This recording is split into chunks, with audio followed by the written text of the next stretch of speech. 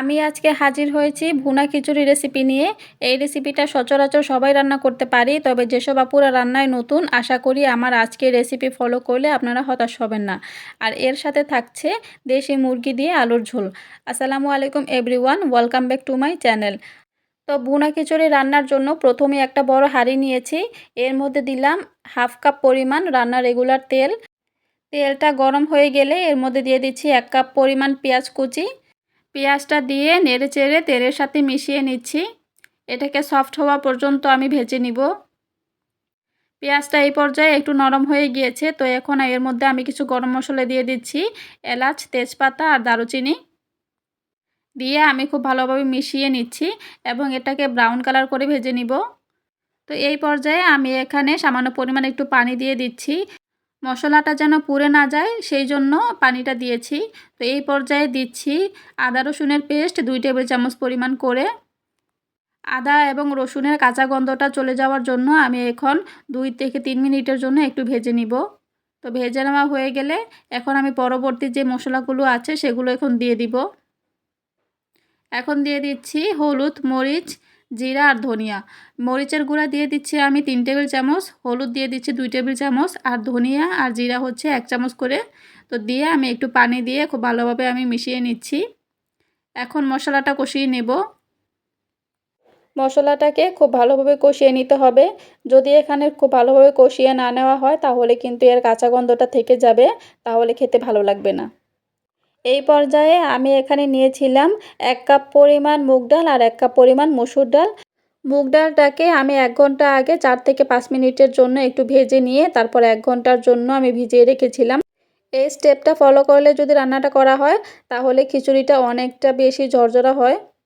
তো এখন আমি এগুলোকে 4 থেকে 5 মিনিটের জন্য একটু কষিয়ে নিচ্ছি।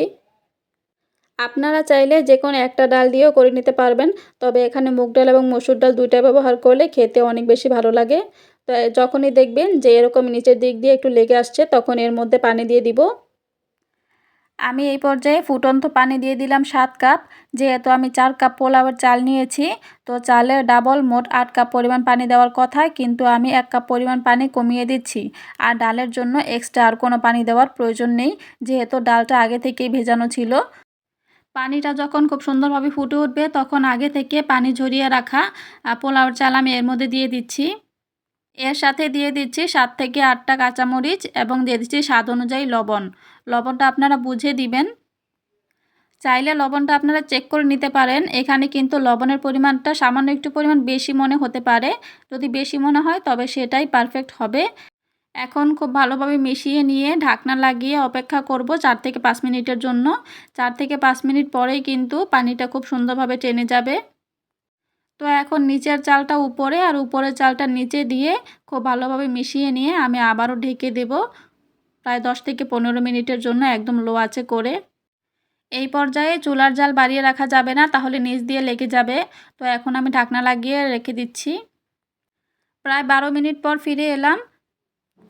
খিচুড়ির কালারটা দেখেন, জাস্ট ওয়াও! আর দেখে নিশ্চয়ই বুঝতে পারছেন যে এটা কতটা ঝরঝরে হয়েছে। আমি আবারও খুব ভালোভাবে উল্টিয়ে পাল্টিয়ে মিশিয়ে নিচ্ছি। এখনই যে ঘ্রাণ বেরিয়েছে একদম পুরো বাড়ি মোমো করছে। তো আবারও ঢেকে রাখবো প্রায় 5 মিনিটের জন্য। তো আমার খিচুড়ি রান্নাটা একদম ডান। চাল কিন্তু একটার সাথে আরেকটা লেগে যাচ্ছে না, একেবারে পারফেক্টলি ঝরঝরা তৈরি হয়েছে আলহামদুলিল্লাহ। এই পদ্ধতিতে রান্না করলে আপনাদের খিচুড়িটাও একদম পারফেক্ট হবে। এই পর্যায়ে আমি পরবর্তী রেসিপিতে চলে যাচ্ছি। এখানে নিয়েছি আমি একটা দেশি মুরগি। এখানে পুরো একটা মুরগি আমি নিয়েছি। এর ওজন হিসাব করলে 800 থেকে 900 গ্রামের মতো হবে। চলে যাচ্ছি মূল রান্নায়। এখন একটা প্যানে হাফ কাপ পরিমাণ তেল দিয়ে দিচ্ছি। তেলটা খুব ভালোভাবে গরম হয়ে এলে দিয়ে দিব হাফ কাপ পরিমাণ পেঁয়াজ কুচি। পেঁয়াজটা দিয়ে খুব ভালোভাবে মিশিয়ে নিচ্ছি এবং ব্রাউন কালার করে ভেজে নিব। যখনই ব্রাউন কালার করে ভাজা হয়ে যাবে তো এর মধ্যে দিয়ে দিচ্ছি আমি তেজপাতা। আমি 4টে তেজপাতা টুকরো করে কেটে নিয়েছিলাম। তো এটা এর মধ্যে দিয়ে দিচ্ছি। এখন দিয়ে দিচ্ছি সামান্য পরিমাণে একটু পানি, যেন মশলাটা পুড়ে না যায়। তো দিয়ে খুব ভালোভাবে মিশিয়ে নিয়ে এর মধ্যে আমি দিয়ে দিব আদা রসুনের বাটা 2 চামচ করে। দিয়ে এর কাঁচা গন্ধটা চলে যাওয়ার আগ পর্যন্ত একটু ভেজে নেব 2 থেকে 3 মিনিটের জন্য। তো যখনই আদা রসুনটা ভাজা হয়ে যাবে তখন এর মধ্যে দিয়ে দিব মশলা বাটা। এখানে আছে এলাচ, দারচিনি এবং লবঙ্গ আমি একসাথে করে বেটে নিয়েছিলাম। এখন এই মশলার বাটিটা ধুয়ে আমি একটু পানি দিয়ে দিচ্ছি। তো এখন মিশিয়ে নিয়ে একটু ভেজে নেব 2 থেকে 3 মিনিটের জন্য আবারও। মশলা থেকে যখন তেল ছেড়ে দেবে তো আমি এই পর্যায়ে দিয়ে দিচ্ছি 2 চামচ পরিমাণ মরিচের গুঁড়া, 1 চামচ হলুদের গুঁড়া আর লবণ, জিরা, ধনিয়া দিয়ে দিচ্ছি 1 চামচ করে। দিয়ে খুব ভালোভাবে মিশিয়ে নিয়ে এখন দিয়ে দিচ্ছি একটু পানি কষানোর জন্য। হাফ কাপ পরিমাণ পানি দিয়ে আমি 4 থেকে 5 মিনিটের জন্য একটু কষিয়ে নিব ভালো করে। তো কষানো হয়ে গিয়েছে, দেখুন তেলটা কিন্তু উপরে ভেসে উঠেছে। তো এখন যখন একটু ঝোল ঝোল অবস্থায় থাকবে তখনই আমি মাংসটা দিয়ে দিব। মাংসটা দিয়ে খুব ভালোভাবে মিশিয়ে নিয়ে 3 থেকে 4 মিনিটের জন্য আমি একটু কষিয়ে নিব।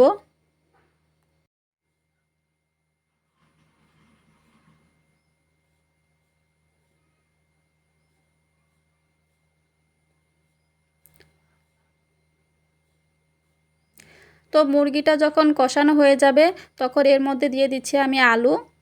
আমি 4 থেকে 5টা আলু এরকম সাইজ করে কেটে নিয়েছি। তো দিয়ে এর মধ্যে দিয়ে দিলাম। তো এখন আলুটা দিয়ে আমি আবারও 4 থেকে 5 মিনিটের জন্য কষিয়ে নিব।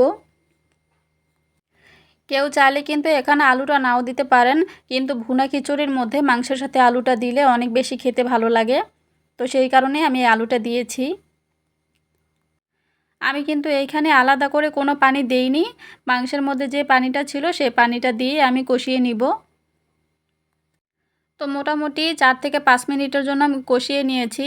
আমি যেহেতু এখানে আলু দিয়েছি আর ঝোলটা একটু ঘন রাখতে চাচ্ছি, তো সেটা বুঝে আমি এখানে পানিটা দিয়েছি। আপনারা কীরকম ঝোলটা রাখতে চাচ্ছেন, পাতলা রাখবেন না ঘন রাখবেন, সেটা বুঝে পানিটা দিয়ে নেবেন।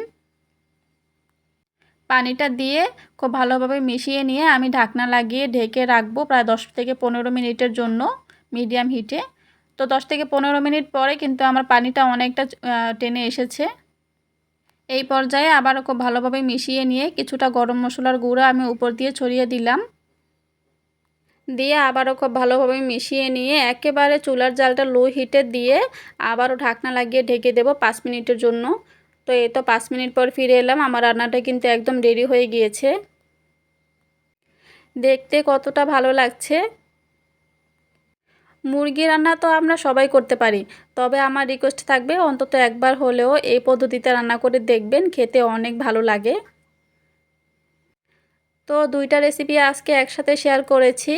আশা করি আপনাদের কাছে খুব ভালো লেগেছে। যদি ভালো লেগে থাকে তাহলে ভিডিওটিতে একটা লাইক করবেন এবং কমেন্ট করে জানাবেন যে আপনাদের রেসিপিটাও কেমন হয়েছে। সবাই ভালো থাকবেন, সুস্থ থাকবেন। আল্লাহ হাফেজ।